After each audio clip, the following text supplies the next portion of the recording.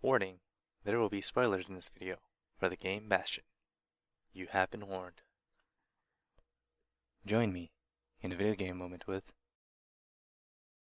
Bastion.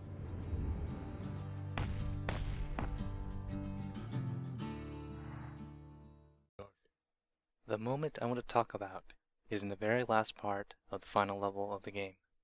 To do it justice, though, we must first look at the little elements that set up this big moment. Bastion is one of those games where every element complements another, and they all come together in one artistic and memorable experience. When the game first begins, the player is eased into the world by a narrator.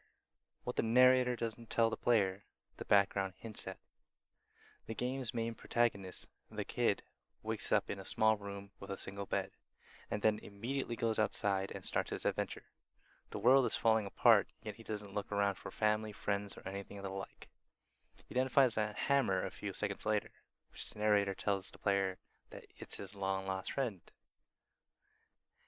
All of this hints at his backstory, and all of this is told through the background alone and colored by the wonderful narration. Instead of banging the player over the head with a lore hammer, the game fills the world with little tidbits that could be found throughout the game. The first time Zia is introduced, her theme song is also played. Music up to this point has been a backdrop to set the mood, but this particular song is meant to mark a moment. It ties the song to the character Zia, as well as bookmarks the emotions instilled here. She marks the height of the happy moments. Up to this point, the kid has found 2 other survivors, and everyone has been getting along, and the Bastion is almost fully restored. After this point, however, everything goes down the drain. Even the lyrics themselves can be dissected for even more metaphors and foreshadowing and multiple layers of meanings. For example, I dig my hole, you build a wall. This can be seen as 2 people working together or 2 people building their own walls. Digging a hole to hide in, it has a similar effect to building a wall and hiding behind that. The purpose of both is to keep the world away. The kid hides from the world by continuing to work on the wall. He hides from his past.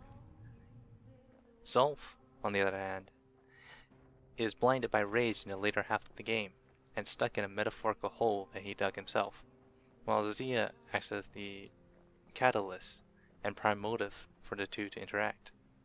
By going off to see Zolf, Zia gives the kid yet another reason to go after Zolf, other than just retrieving the shards.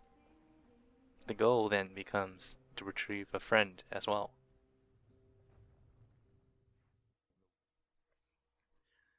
Throughout the game, the player is encouraged to be very mobile, quickly dodge out of the way of things, or a well-timed block to reflect things back. All of it gives the player a sense of speed and control, but on the final level, the player is forced to carry a gigantic pillar. It's a symbol of the burden that the kid carries.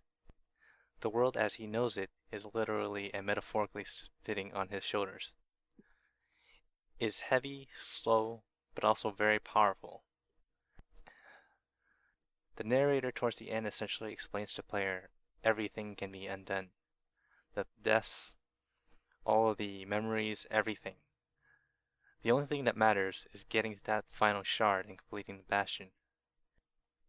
It's not the final choice at the very end that's the big moment. That's just an easy button push.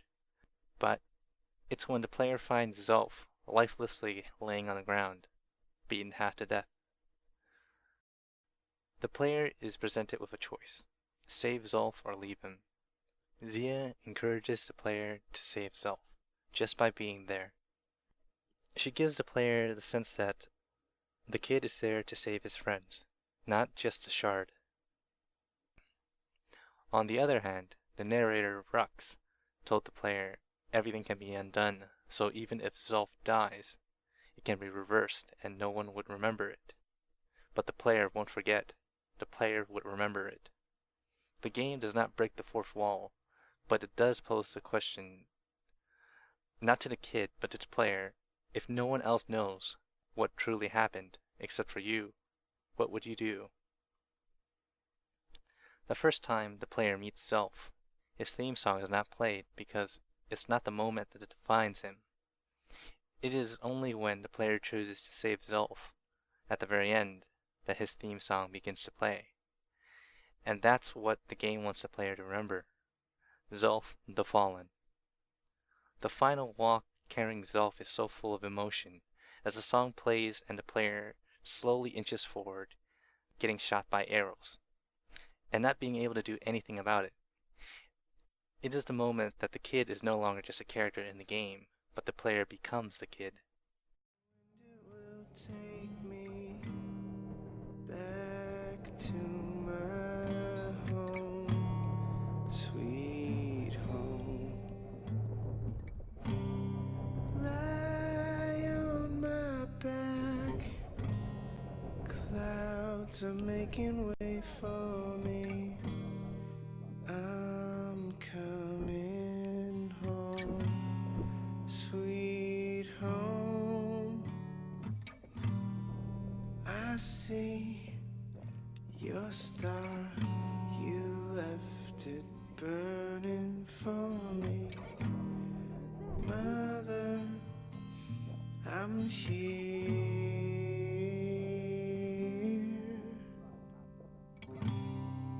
Eyes open wide. Kid's probably dealt with Zulf by now. Heart and it's glowing. I'm welcome. He reminds me of myself when I was his age. I ever tell you about those days?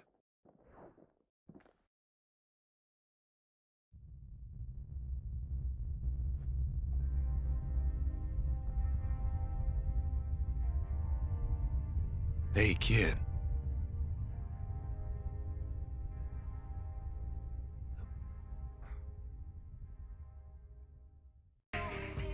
To round it all up, the song played at the very end is a combination of Zia's theme and Zulf's theme. It recalls all the memories from the game seated in the player and blossoms into feelings of completion and unity as the two solo songs come together and become a duet. That's one awesome moment. For those who have not played this for themselves or have yet to finish it, played it and experienced the game for what it has to offer.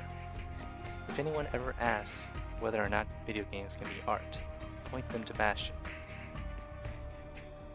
Thanks for joining me in this video game moment in Bastion. I hope you've enjoyed it. Until next time, Blarg!